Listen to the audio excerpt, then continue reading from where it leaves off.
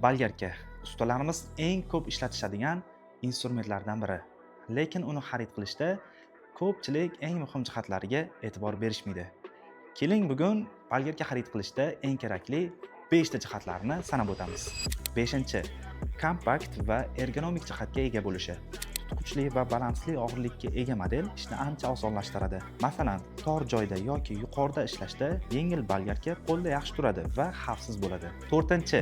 Unga tushadigan diskning diametri, quvvati va aylanishlar soni. Uyda mayda ta'mirlash ishlari uchun eng kamida 125 yoki 180 diskli, 900 yoki 1500 vatt quvvatga ega bolgarka tanlashingiz lozim. Qurilish va og'ir ishlar uchun esa 180 yoki 230 mm lik, quvvati 1500 yoki 2600 vattdagi model tanlashingiz lozim. Shuningdek, bolgarkaning 1 daqiqada aylanishlar soni ham juda ham muhimdir.